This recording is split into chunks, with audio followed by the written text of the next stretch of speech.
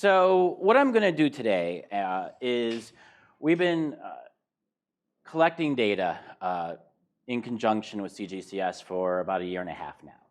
And they sort of brought me on board after 2 projects had already been sort of put into the field. And then they also provided support for an ongoing project I've been working on in Turkey for the last 18 months and continue to work on today. We're just launching our 3rd wave of our post-election survey in Turkey this week, actually. What I wanted to do today is sort of give you some preliminary results, some broad overview of some of the findings from our 3 sets of survey research in these 3 different countries. Primarily, it will be somewhat descriptive today, though I will provide sort of an overall conceptual framework of how I approach looking at public opinion about internet policy and why it's important in terms of comparative democratization. And at the end, I'll be talking a little bit about 3 theoretical thrusts that we're exploring in Turkey and that my colleagues and I, my collaborators and I, will be looking to explore further both in Iran and Russia next year, replicating some of our findings in Turkey, as well as possibly expanding maybe in Pakistan in the future as well. Okay. So today's agenda is, first I wanted to talk about, well, why do we care about public opinion about internet policy? Why do we care about public opinion about internet freedom? And what role does public opinion play in comparative democratization more broadly? I want to very briefly show you some, as a starting point, some global trends in public opinion about media internet freedom from Pew. They've done a few polls in the last couple years to sort of contextualize the results from our 3 specific countries. And then I want to talk about our 3 case studies. Russia and Turkey, I'll spend most of the time on. We've put out descriptive reports of our main survey findings from those 2 in the last year. We just put out the Turkish one last week. And then some very preliminary results from Pakistan to give you a sense of some comparisons there, and then talking about some steps moving forward. All right. Okay, so when I think about public opinion democratization, right, one common approach, and a lot of the scholarship in the democratization literature, whether you're looking at democratization broadly, the consolidation of democracy in emerging countries, emerging democracies, or whether you're looking at things like media freedom, internet freedom specifically as one form of democratic human right, a lot of scholarship often focuses somewhat top-down, looking policy analysis, looking at political elites, their preferences, the conflict among elites, incentives for elites to influence political or media institutions that then provide democratic governance. And the idea is sort of this top-down, that democratization comes through a combination of maybe exogenous influences from outside the country, internal debates within elites themselves, or incentives to democratize. My approach as a political psychologist, as a public opinion scholar, as a communication scholar, and then my approach and approach of my colleagues is focusing more on democratization from the bottom up, as Monroe said. So the demand for democracy. And this is, again, whether it's in general, for democratic governance in general, or whether it's for different types of democratic rights, like the freedom of expression, right? And the way I often conceptualize this is sort of splitting this out by looking at, and some of the other literature on democratization has focused on sort of the supply and demand of democracy. One is the institutional supply, how much democratic governance is supplied to the public or supplied by elites or by institutions. How much do citizens demand it? And the democratization literature usually conceptualize a consolidated democracy, or else where the democracy is the only game in town, as it's considered, and it's stable and pervasive, is that citizen demand equals sort of institutional supply, that basically there's a large amount of democratic governance and there is a demand in that democracy requires Democrats, right? You cannot have a consolidated, stable democracy without a population or a large enough portion of the population that actually values democracy, understands democracy, participates, as well as believes that democracy is more important than other competing priorities, right? You sort of need to have both these components to really have a stable democracy. And so what I'm interested in is sort of this bottom up and how does public opinion and the role that public opinion might play in influencing democratization over time, as well as what influences citizen attitudes about democracy, how much importance citizens place on democratic rights and democratic governance, how much do they participate as democratic citizens in terms of voting and beyond voting. Voting is just one of the most limited forms of democratic sort of participation in terms of knowledge, engagement, information seeking, political expression, other types of political behaviors, broad, right?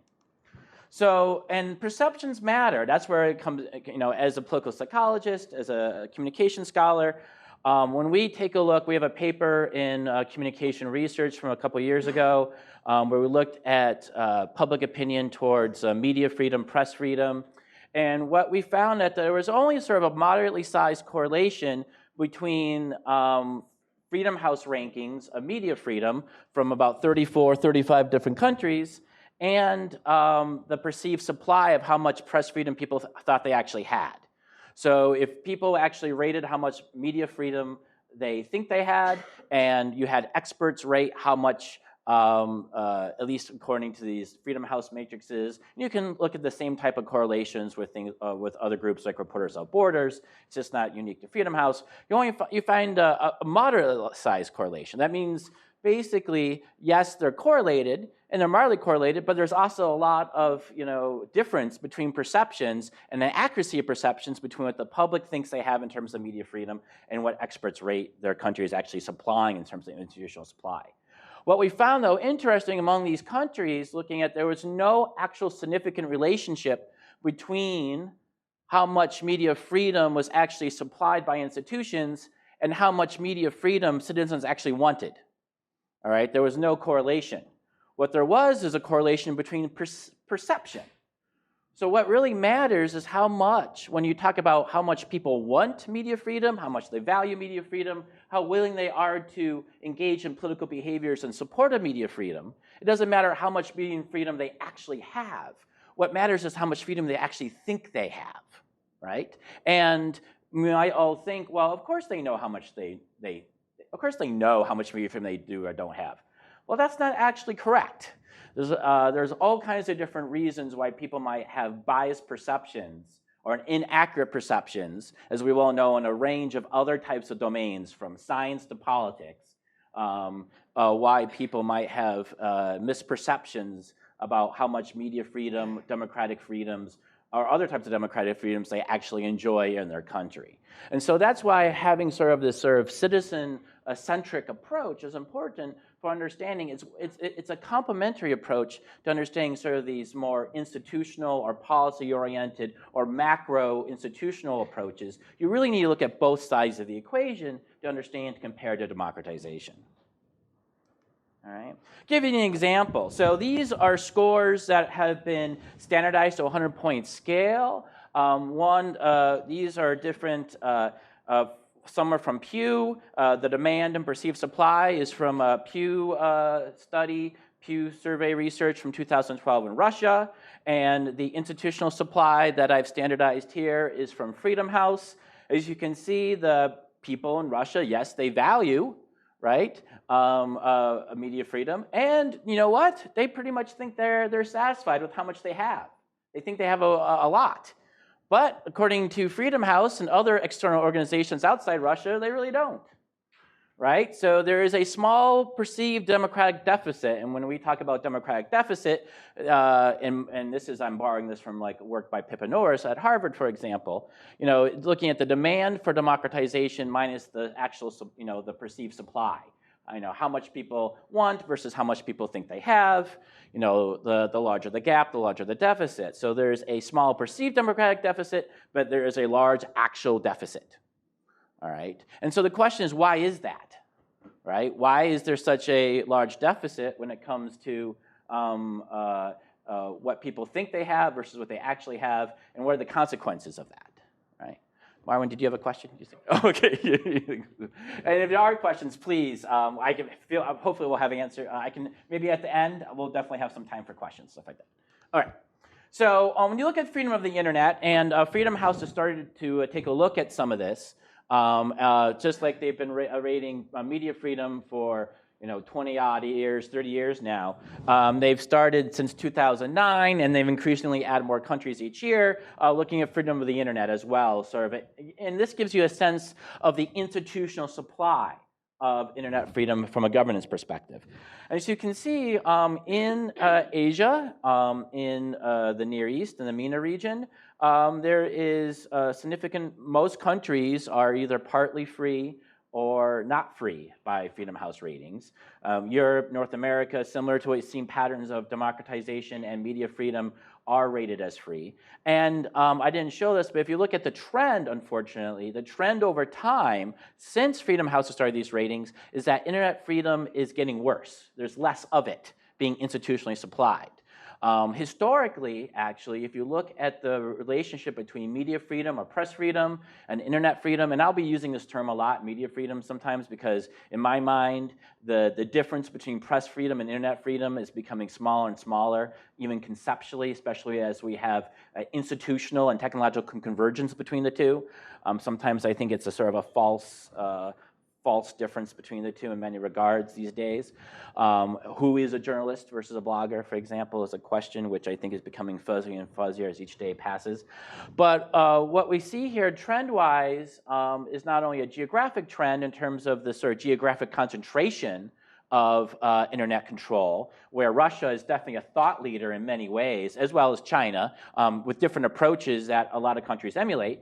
But actually, internet freedom in itself has becoming worse, and where it's typically, historically, at least in the last 5 or 10 years, you saw many countries that had very repressive media regimes or repressive, very low press freedom, had a much greater degree of internet freedom, or at least pluralistic internet communities, where you've had a lot of countries, Russia, Turkey, others, have been cracking down on internet freedom to basically close the internet to the point where they can control the internet the same degree which they have influence over the mass media and the press. And so this sort of alternative information resource for citizens has unfortunately been becoming narrower and narrower, a more closed regime. And that's one reason you have the State Department and the CGCS turning to internet freedom as such a key policy arena, try to maybe keep those cracks open, or at least maybe slow, if not reverse, this trend in diminishing internet freedom globally. All right. Internet freedom, I forget the, can't show, and I show some arrows here, the 3 countries we're taking a look at, is popular. If you look at most want uncensored internet access, this is from a couple years ago from Pew, though Pakistan is pretty low, only 22% want an uncensored internet. And this is the general population. We'll compare this to the survey we did of internet users in Pakistan, or CGCS did. But 2/3 of Russians say they want an uncensored internet. 60% of Turkish citizens say they want an uncensored internet, as well as even higher percentages in countries like Lebanon, Chile, Egypt. I think the thing here, though, to take this with a grain of salt, is that this isn't the abstract. If you ask any citizen anywhere, do you want democracy? Well, sure. But do you also want political stability? Yes. Do I also want a strong economy? Yes. Right? Do I want safety from terrorism? Yes. So when you ask these things individually and in the abstract, yes, you're going to get much higher support for democracy, for human rights, because you're not asking them to make decisions or trade-offs. They're not being presented in that way. So unfortunately, I would say then you take a look at this results, and when you ask these sort of questions in isolation, it's inflating what I would consider the demand for demand for internet freedom, because really most people will say yes, they want everything. But when you ask them what you prefer, if you ask Russians, do you prefer democracy or a strongman? 2012, 2/3 say a strongman, right? So the idea that people, yes, they want democracy, but they also want other things as well, all right? And sometimes they want those other things much more than democracy or human rights. And we tend to forget that, unfortunately. When you look at global trends and how people are using the internet, the headline here, media use internet to socialize and get information. You have a large percentages, for example, almost 70% of Russians say they use of internet users in Russia, mind you, these are internet users, sorry, use the internet to get political news. They get 55% get government services or info. Most people use it for socializing, though, in terms of social networks, either through social media or emailing friends or family. But socialization, getting political news is one of the main uses of the internet across many of these different regions. Yeah. I don't know whether or not I should hold this question, but on your last slide about about how much internet freedom they want. They're not all the same. They're not all saying the abstract thing of sure. So are those who want relatively less versus those who want relatively more worried about secular content? Well, that's what we're going to get to. Okay, sorry. That's all right. Yeah. That's the point of what's coming up. So let's talk about our case studies. I think we'll answer you some of your questions. All right. So the first case study is take a look at Russia. Now, about 2/3 of the population is online in Russia, based upon the survey that CGCS did in summer of 2015. About 40% of the population uses the internet almost every day. These would be considered heavy internet users. Unlike actually a couple other countries, Turkey and Pakistan, heavy internet users are evenly split by gender, actually, 50-50 men and women, highly educated, which is true of most heavy internet users in these countries, having a 4-year college degree or higher, and very young. 60% are under the 34 or younger, all right, among heavy internet users in Russia. All right, this gives you a little demographic context. All right. Now, when we look at, and I think this brings up your question a little bit as well, Monroe, we look at charting the shifts in media freedom versus internet freedom in Russia over time, since Freedom House has been tracking the two. What we see is that media freedom, and this is sort of an inverse scale, so the higher the number, the less freedom there is, according to the Freedom House's scale. What you see here is that media freedom is very low in Russia, but basically around static, around a score of 80.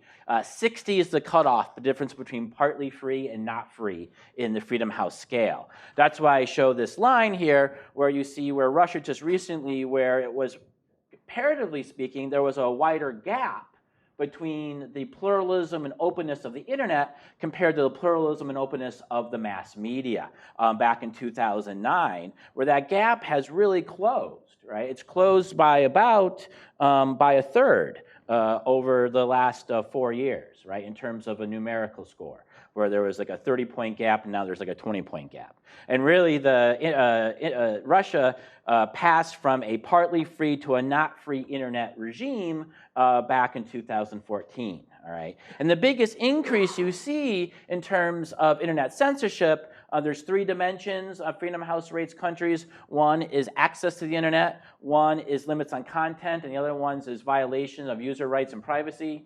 The biggest increase in internet censorship in Russia has been primarily around limits on content, all right, which we talk about.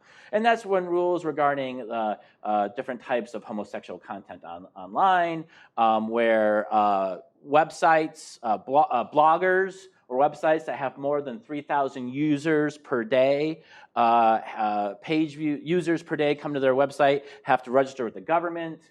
You have a range of other types of content limitations, as well as some violation of user rights, where user data now has to be archived on Russian soil from international social media platforms, for example. So you have a whole range in the last 2-3 years of these limitations on internet freedom, and it sort of shifted Russia to this, closer to their media regime. Right?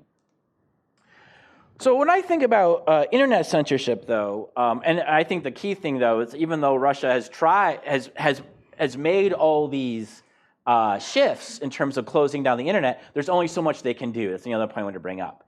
that the internet, because of technology, because of circumvention, because it is more diffuse nature of control compared to mass media, at least institutionally, at least today, at least for now, it is still more difficult to truly control the internet to the same high degree that they control the mass media in Russia. There's still somewhat of a gap where the internet is relatively, compared to the media, more open or pluralistic, relatively speaking. So the question is, how do you continue to close this gap when there's only sort of diminishing returns, and there's also economic costs to closing the internet further in terms of trade, of the amount of money and investment, and political and legal and economic infrastructure you need to put into to really create a regime like China has. Like China's put a lot behind their internet control regime, compared more so than Russia has, but it's taken a lot of resources to do so, manpower and economic and political resources. So I've been trying to, my colleagues and I, especially my grad students and I, we've been thinking about this. And when we think about censorship, we're trying to conceptualize censorship in the internet age, as well as the media age. And if you look at sort of historically, this is sort of a mental sort of heuristic or shortcut we think of how there are different approaches to censorship.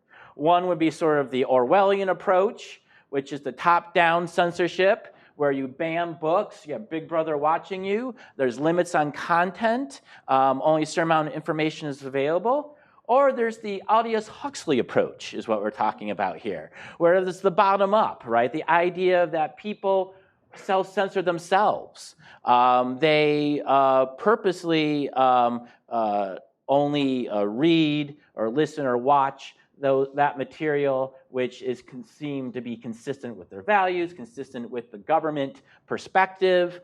They tune out alternative viewpoints, because they might be seen as threatening political stability, threatening their cultural or social values, for example. So there's that bottom-up sort of more psychological censorship where people censor themselves rather than having institutions, political, legal, or economic institutions create censorship regime. You have the citizens censor themselves. And that's what we're sort of looking at. As a political psychologist, from a psychological communication perspective, media effects perspective, that's the approach we're sort of taking here, is trying to understand this bottom-up censorship. Why do some people support censorship? Why do people have these threat perceptions about the internet? Where do they come from? And what are their consequences? And that's sort of the other types of censorship that we're looking at through these different projects. At least I am in Turkey, and moving forward in Russia and Iran, want to look at more. Look at that. No. Bottom up, so you might have a society in which the people self-censor a great deal, and they rank high on their freedom of the media. Right, they have a low, either two things, and that self-censorship can come from a low demand for media freedom, or an amplified sense of how much media freedom they have, right? I mean, there's different ways this might manifest itself. But yes, to date, things are measured, Freedom House and others measure the institutional supply of media freedom and censorship. They're not focusing on the more psychological citizen dimension. Supply of formal media censorship. Yeah, legal, institutional, legal, political, economic. It may not be a picture of the information flow in society. Well, those regulate the information flow as well, in terms of how much you would assume that a censored society has a different information flow, and it often does, but not always. Not always, but relatively speaking, compared to a non-censored society, it does. I mean, there are very few censored societies where there's as much an open flow of information as an uncensored society. You also might look at the kind of information that flows. So, but in terms of the political information and the access to political information and the easiness of flow, right, and how the penetration of that flow, most censorship, especially internet censorship and media censorship, is pretty successful. I'm not sure we've measured that. Okay. We measured the formal aspects of it, but not the content-related aspects. Okay. So one approach that Putin and the regime in Russia takes is to sort of promote this bottom-up strategy, I call it, is this called this rhetoric of control. The idea is, the strategy here is to dampen the demand for media freedom or internet freedom by increasing support for control and censorship among the public, so they think it is their own interest. That the public supports censoring. For example, there's high level of support in Russia for censoring foreign media and foreign websites. There's a high level of support for censoring certain types of content that might be seen to threaten the political stability of Russia. There's all kinds. So the idea is that you get people to either turn away from foreign sources or more pluralistic or anti-regime sources of information, or you get people to support the government engaging in formal, legal, political, or economic censorship, right? So, you sort of build, and the idea is one way that the Russian government, at least in particular, has done this, is sort of this rhetoric of control and threat. They've been very active in communicating about the threat the internet poses to the Russian people, both internally and externally. Some types of threats come from foreign countries using the internet against Russia. Putin has said that the internet was created by the CIA, for example, the American government. The other type of, those are sort of political threats. You've also had the regime talk about how the internet is being used by people who want to destabilize Russia internally. And I've also focused on the social threat. These are the political threats, the social threat of the internet, in terms of it promoting pornography, promoting suicide, other types of social ills. All right. So these social and political threats, yeah. Most of these claims are true, though. Well, in some regards, yes, but I don't think that the CIA invented the internet to be used against Russia. No, it did invent the internet. Department It of did fund the Defense. But invention. Department of Defense and DARPA, yes, but the best propaganda has a kernel of truth in it. And the way they talk about having to protect Russia from the CIA and foreign countries to use the internet against Russia is one way they can justify basically their new foreign media laws, where they basically, CNN International had to pull out of Russia. It basically dampens the amount of alternative information that Russians have outside of a very controlled media infrastructure in Russia. So, yes, the best propaganda has often a kernel of truth, but then but it is not necessarily accurate, nor best way to put it, or relevant, or accurate, or actually communicating the policy in a way that leads to misperceptions among the public about the amount of threat the internet might pose to them and their society. And you see some of this reflected in the public opinion data we collected. This is from the summer 2014 survey. And you can see all respondents, both internet users and non-users versus heavy internet users. The plurality of Russians believe that the internet is used by foreign countries against Russia.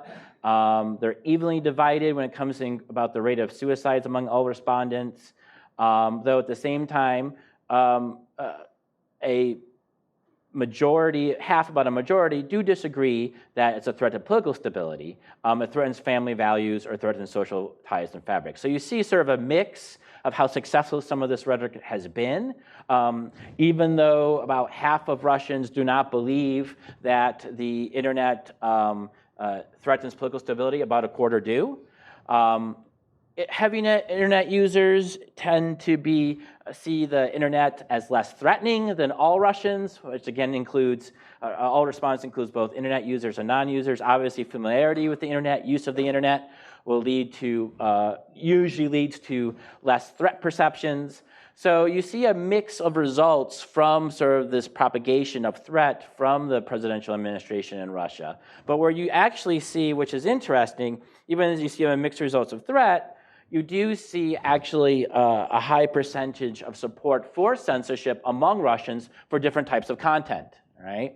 So, for example, plurality of all Russians support censoring online content that's used for anti-government protests. The video by Pussy Riot. The website of the group that actually published, there's a blacklist of Russian websites, that is political websites, and others that are censored by the Russian government. It was published by a internet freedom group in Russia, and so a plurality of Russians support censoring that website. A blogger who calls for regime change, a large plurality support that, and 60% support censoring pornographic material, especially pornographic material that has homosexual content. And the thing is, which is interesting here, even though heavy internet users perceive less threat than all respondents, they are almost, in terms of the same numbers, as supportive as censorship. Just because you use the internet and use the internet on a daily basis in Russia doesn't mean you don't also support censoring the internet to in a great regard. Almost half of all Russians and 43% of heavy internet users believe the internet needs to be censored by the government. All right, so there is a strong support for internet censorship, partly driven by threat, but also partly driven by the support for the regime itself. I'm going to show you an analysis in a second, but last week, Putin hit his all-time high of 89% approval rating inside Russia, right? The joke is, when will Putin reach 110? Soon enough. So, the idea is that, there's great support for the Putin regime. He's seen as the only game in town. Russians are starting to fear what the alternative might be in terms of political instability.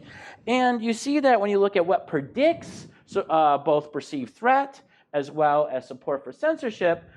This is a regression analysis that I did, taking the threats, the social threats into one category, the political threats into another category, and then looking at support for censorship, the combination of support among those different types of content I just showed you, and then putting in support perceived threat as well.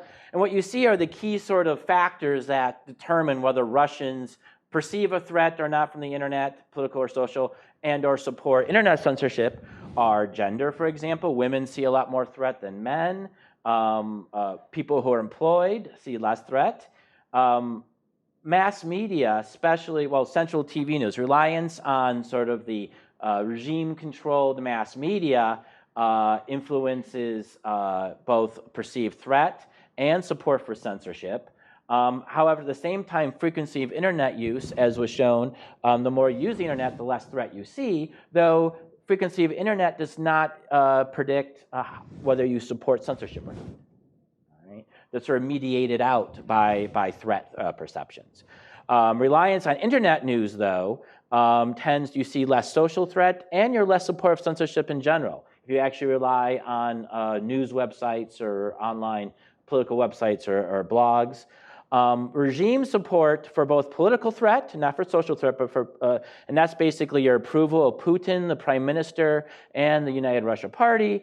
You see more political threat from the internet, which shows sort of your openness to regime rhetoric, as well as you're more supportive of censorship in general. As then when you put in threat potential, those also, both social threat and political threat a bit more than social threat, also predict support for censorship. So in many ways, these threat narratives, these perceptions of threat, are predictive of supporting internet censorship, as well as reliance on the regime-controlled mass media, as well as and your attitude towards the regime itself are sort of the primary predictor variables in looking at support for censorship in Russia. All right? Which makes a lot of sense considering the political context and the media context there. All right. So some basic conclusions from this case study is that the frequency of internet use reduces perceived threats, but has an indirect effect on support for online censorship in that it reduces perceived threats. It doesn't directly influence attitudes about censorship, but indirectly through reducing threat. Central TV news, the dominant information source. If you ask Russians what's your primary source of information, even among internet users, by far it's Central TV. It's Russian state-controlled TV. 80% of Russians or higher say that's their number one source of information. Reliance on internet news, which is again only among internet users and to a much less regard than newspaper or TV, reduces social threat in general and political threat among those who dislike regime. I looked at some sort of conditional effects. And so those who have a low approval of the regime and use a lot of internet news, they're probably self-selecting into what limited anti-regime narratives are available online or through news sites. And those individuals tend to see less political threat from the internet compared to those who like the regime. And regime support increases perceived threats and support for censorship in general, which makes sense. How much you approve of and support Putin and the Putin government, the more likely you support censorship. That is sort of the default perspective. Okay. Yeah. A couple of questions about some of the assumptions in the study design. So when you said earlier on about perceived amount of freedom, assuming that freedom can be counted, and the actual amount. How do you decide what the actual amount? The actual amount, I was saying, that's based upon Freedom House's rankings of Russia. Okay.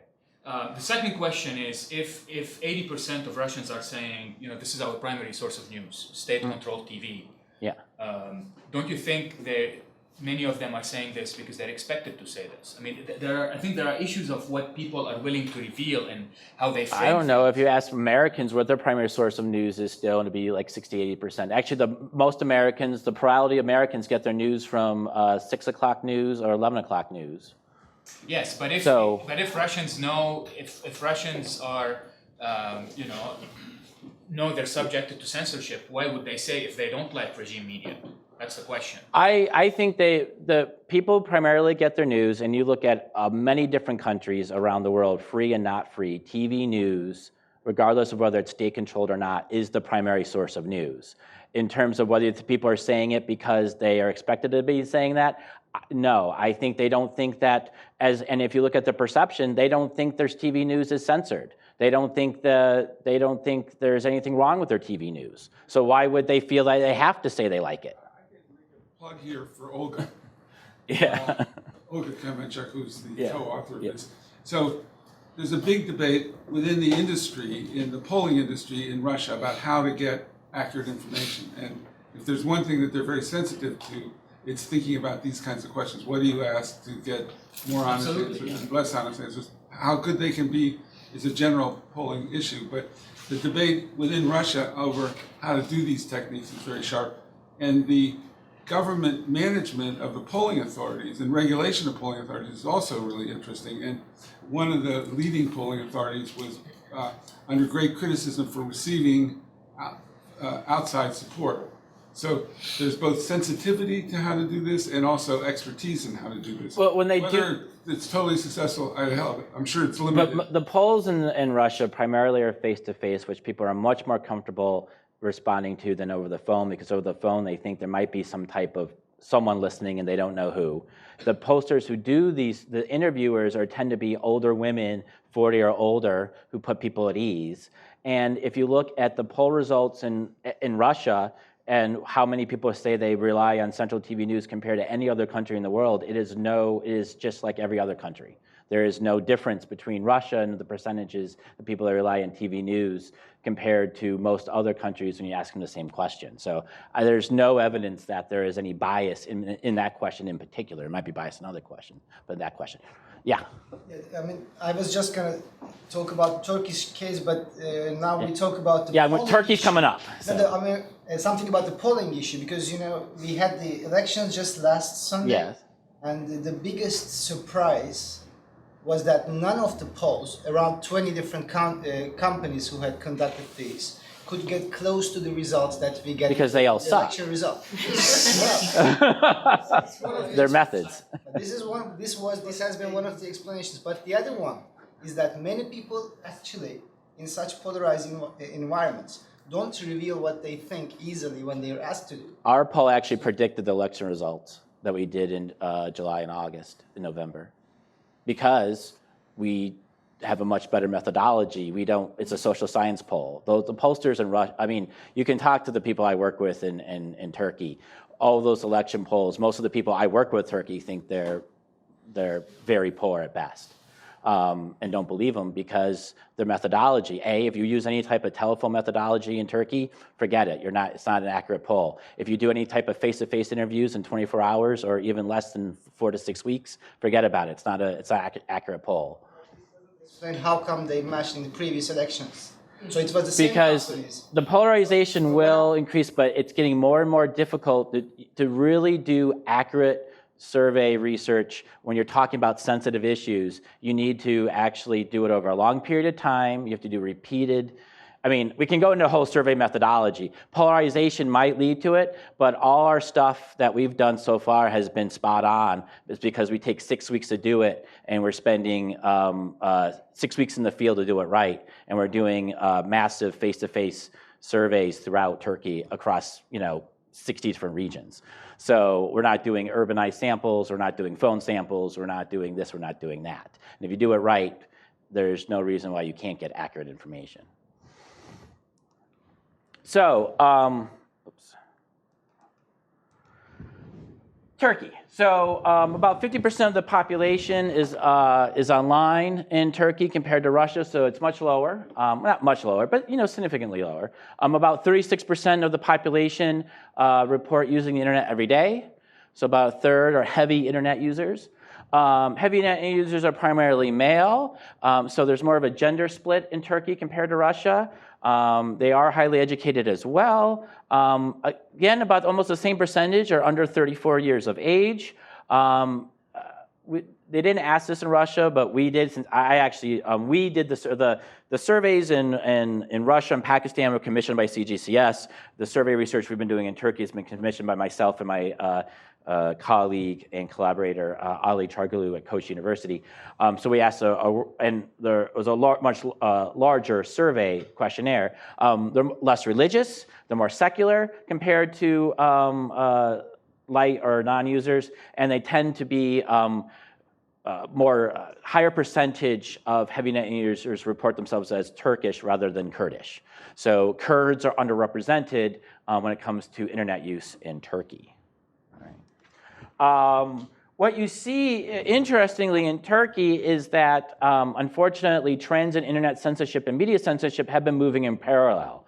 The gap has really sort of remained the same, though they've both been going up since 2009, where you've had that, unfortunately, Turkey's moved from a partly free to not free press censorship environment.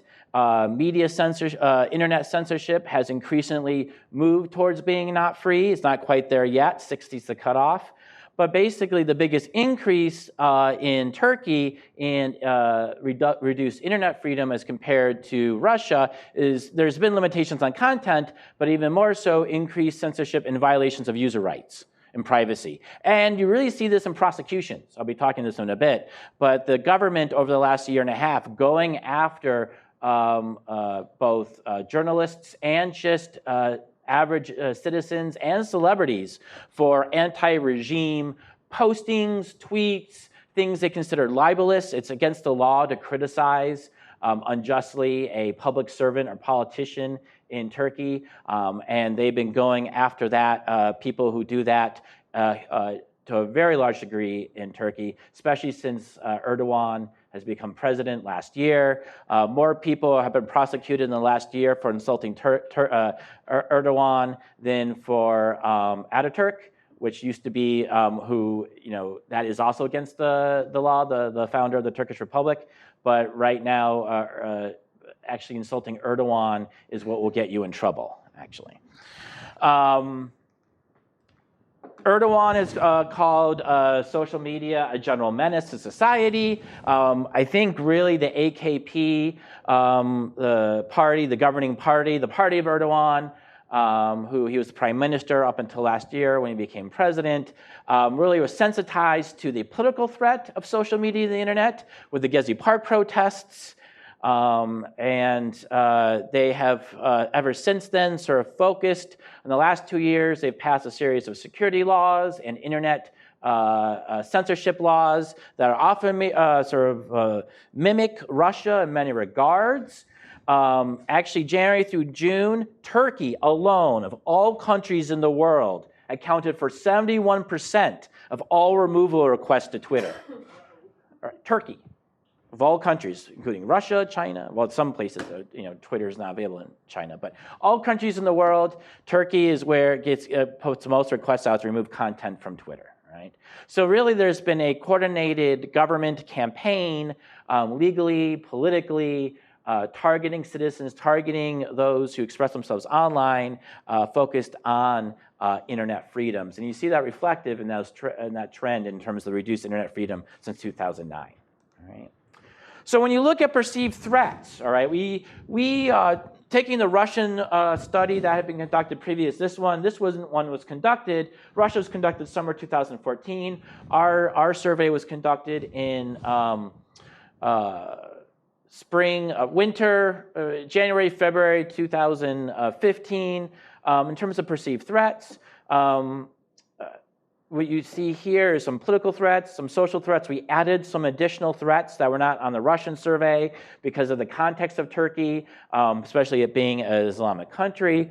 And so what we found was that among all respondents, pluralities believed that, did also agree that was being used by foreign countries against Turkey, as people did in Russia. They believed that spread false rumors about political figures. And this is something that Erdogan and the AKP party was putting out to a great regard because social media, Twitter, and YouTube was used to put out information about corruption within Erdogan's government when he was prime minister. But he was labeling, the government said this were false rumors about Erdogan and his cronies.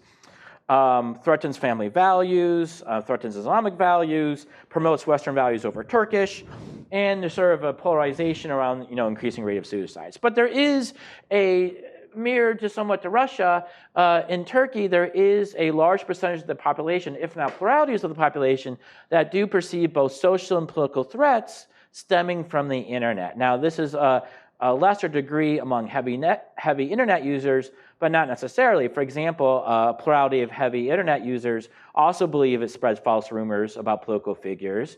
Large percentages also believe that it increases terrorism inside Turkey. A large percentage believe it promotes Western values over Turkish. So, these threats are not limited among just simply non-users or light users. Even heavy internet users recognize or agree that the internet poses threats along some of these dimensions. Right? Does increase the rate of suicide refer to you can get information about how to kill yourself? Yes, that's what they're talking about. No, it's increase how to kill yourself primarily is what the rhetoric is about. However, the difference you see from Russia, if you notice the differences in the trend here, is that support for actually censoring certain types of content is much lower in Turkey comparatively to Russia. For example, for the most case, among all respondents, the only type of content where there is a plurality or majority support is really some social content like pornography. Again, that goes to the religious values and the nature of the Islamic country. Content that criticizes Islam, but even then, less than half of Turkish respondents agreed with censoring information that criticized Islam.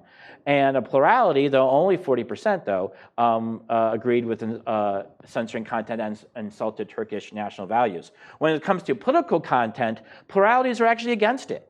Even a 2-to-1 margin in terms of content that attacks the government or content that advocates for minority rights.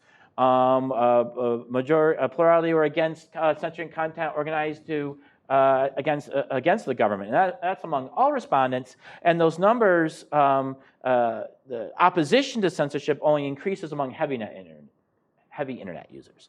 So you see sort of these two different stories here. One in Russia, where yes, there's some perceived threat of the internet, though great support for, and then consequently great support for censoring the internet.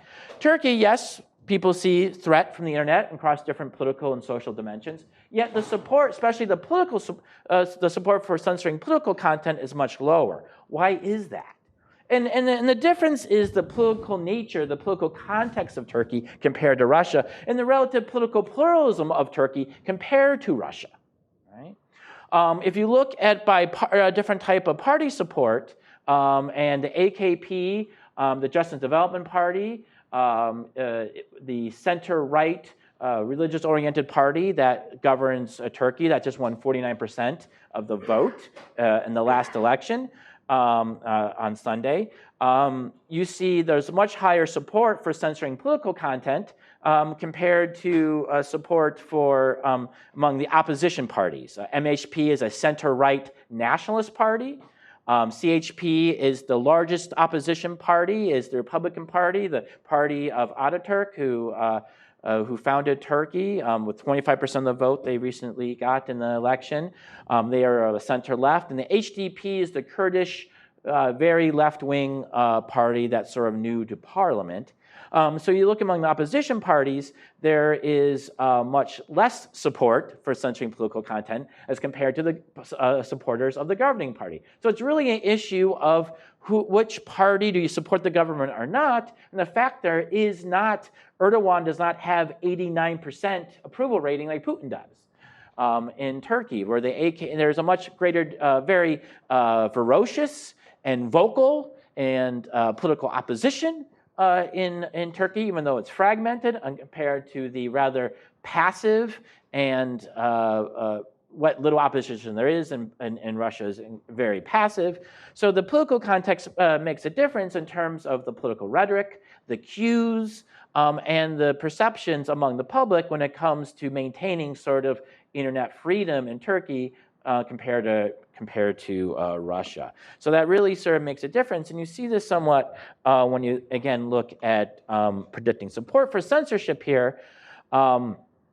Some additional variables we didn't have in the other equation, being Kurdish, you're less supportive, you see less threat, and you're less supportive of censorship as a minority group. The more religious you are, Islamic Muslim religiosity, the more support, more threat you see from the internet, and the more support for censorship, especially since the base of the AKP party, the governing party, is highly religious.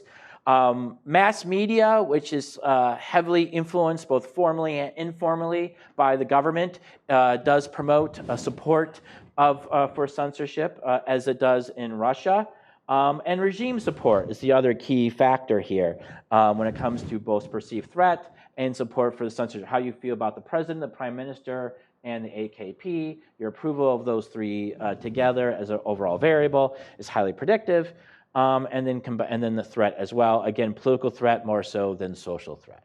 So you see sort of a similar pattern in some of the predictors, but the difference is that there is greater diversity and pluralism when it comes to how much of support for the regime in terms of an opposition to the government in Turkey compared to Russia. One other thing I wanted to notice, when this goes back to your question about polarization, yes, polarization does have an influence, not necessarily how you answer the questions on a survey, but how actually different types of influences, social influences might influence your opinion. What you see here is the conditional influence of TV news on support for censorship. And what you see is that the TV news really only, the more TV news you watch, the more supportive you are of internet censorship, but it's only among those who have a moderate to high support for the governing regime. Those who have a very low support, do not support the regime, they are not influenced by TV news. And this could be and this is basically motivated reasoning. Here, you're talking about either selective attention, selective perception, selective comprehension, selective exposure. There might be a variety of psychological processes as why this might be, but really when it comes down to it, the mass media in Turkey really increases support for internet censorship among those who are at least moderately to highly supportive of the regime, not among those who oppose the regime a great deal. So you do see some polarization in terms of the media and its relationship with internet censorship. Right? And conclusions here that TV news, regime support, and Muslim religiosity promote perceived threats, which also increase support for censorship. TV news is conditional upon political support for the governing regime, its influence, and then political pluralism really moderates the effect of regime rhetoric on public opinion. So the alternative, though, that Erdogan and the AKP government has been sort of turning to, instead of getting people to support internet censorship, why don't we silence the critics, right? This refers to silencing beauty queens. There was a former Miss Turkey who was prosecuted at one point for posting a poem seeming critical of Erdogan and the government. And what you see here, there's definitely among the different party supporters, different levels of perceived risk of online expression. The government has basically gone on a campaign of shutting down not only media organizations and silencing journalists, they've been going after teenagers, going after beauty queens, just average citizens for using social media, other online platforms, internet platforms, to criticize the government and President Erdogan. And this has sort of had a chilling effect on the perceived risks of anti-regime expression.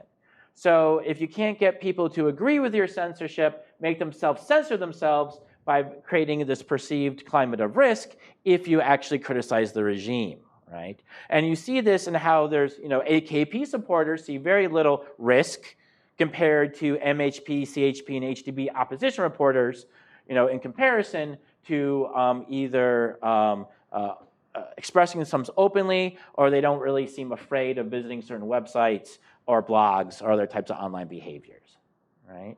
And so the government has been very successful in this alternative approach to censoring the internet. All right, just real quickly, I'm going to wrap up and talk about Pakistan very briefly, some preliminary results. This was done in fall 2015. We got the data, actually we got this data set, the last of the three, in spring of 2015.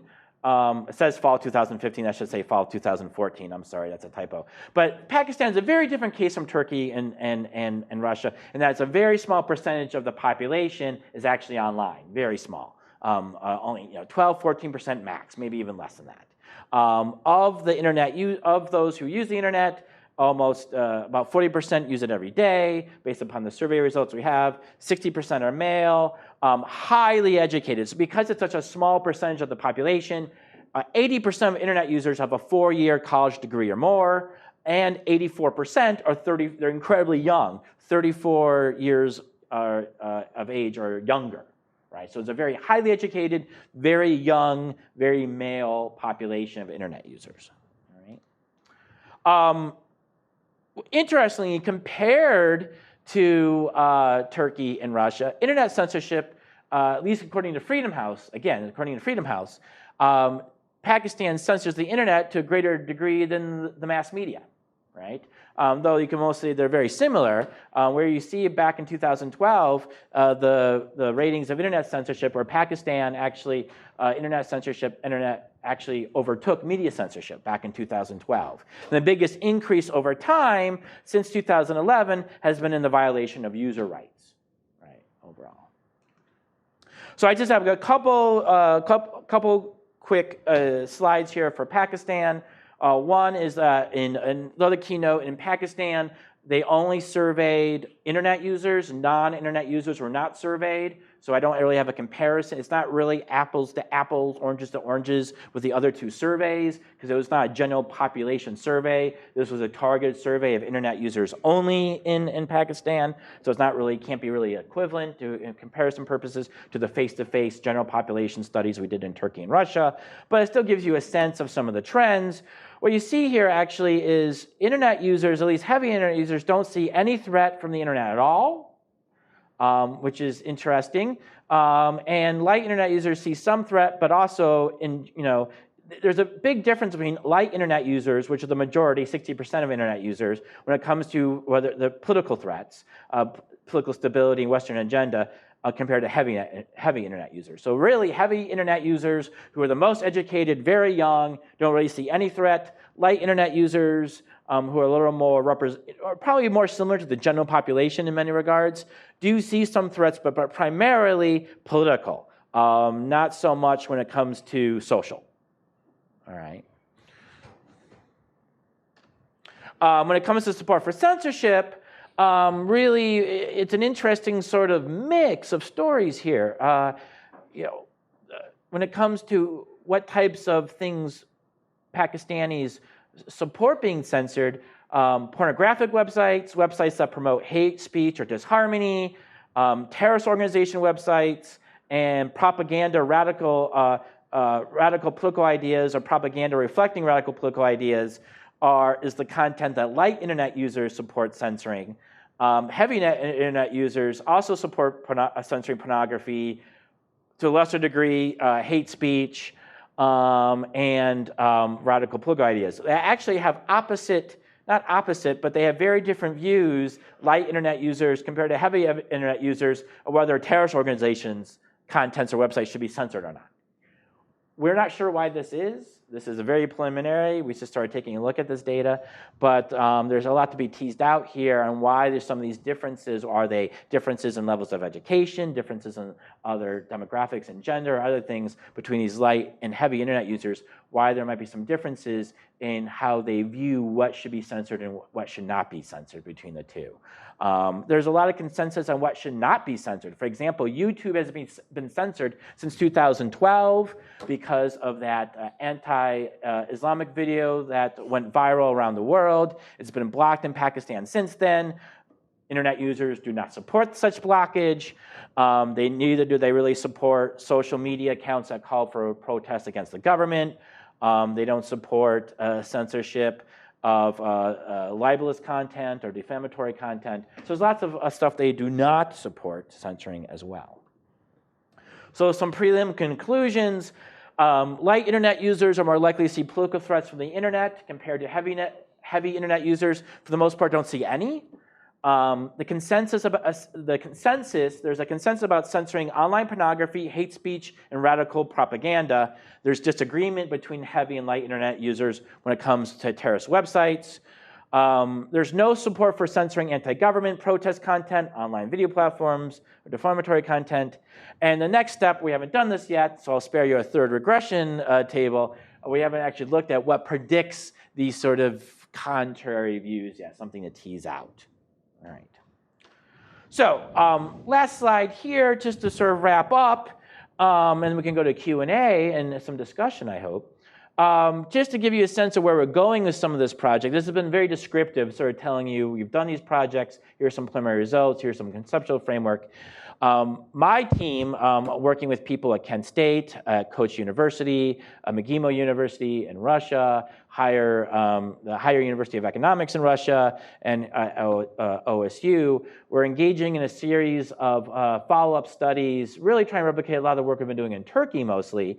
We've been collecting social media data in Turkey since October 10th, the unfortunate date of the terrorist attack in Ankara. We have about 40 million, probably going to have up to 50 million tweets by the time we're done November 15th around the election, taking a look at various types of sediment and social media behaviors. We're doing a third wave. We've been doing surveys since 2015. We're doing a fourth wave of survey research in Turkey now. We'll be doing a bunch of research around the Iranian parliamentary election in the spring, both social media and survey work, as well as the Russian parliamentary election, both social media and survey work in the fall and September. And we're going to hopefully do another face-to-face survey in Russia. And the goal of this additional survey work is really to follow up on that second point down there. Look at sort of the psychological aspects of censorship through three major sort of theoretical perspectives. One is looking at this concept of motivated reasoning, the idea of bias processing, how your political affiliations, your political ideology, or your religious ideology and beliefs influence the accuracy of your judgments about internet censorship, especially how much media or internet freedom you have, right? And other types of associated political judgments. So really trying to look at that. Why is there this disconnect between how much people think they have versus how much money they actually have? All right. A second theoretical approach is drawing upon some psychology called reactance theory. Reactance theory looks at how people respond when their agency, their freedom, is under threat, and they often try to engage in behaviors that mitigate that threat.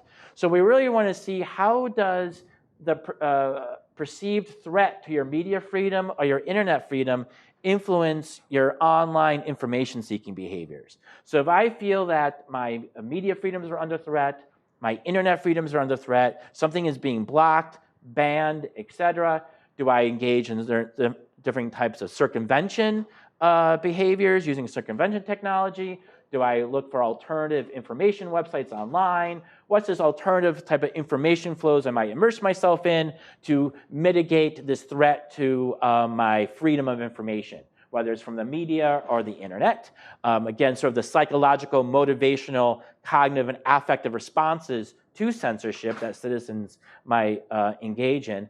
And then the third one was risk perceptions, that silencing beauty queens.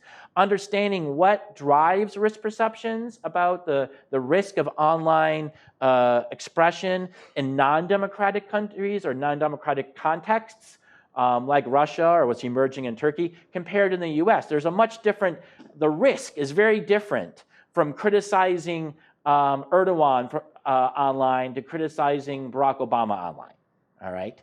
And so what drives these risk perceptions, both in terms of the nature of your online social network, so network characteristics, as well as cues from the mass media and the government about risk, all right? As well as what are the consequences of risk perceptions for whether you engage in online expression, your perceived efficacy of online expression, and sort of online political behaviors. These are research areas that we're currently expanding upon. We actually have a paper, one of our first papers using reactance theory, looking at online information seeking under review now, in one of the peer-reviewed journals. So this is the sort of theoretical direction, which I'd be happy to talk to you more about, which I didn't really get into, that we're looking at in terms of sort of the psychological dimensions of censorship and citizens. And with that, I just want to conclude by putting a shout out and a thank you to my collaborators, the IPO team, the Internet Policy Observatory, CGCS Monroe, Laura Breyer, Olga Kamenchuk, both my fiance, I guess collaborator, go figure, Aisha Nordal and Gunush Bozarian, two of my students at Ohio State University, and Dr. Ali Charkalu at Koç University, who I've been working with for the last 2 years in Turkey. And with that, thank you very much.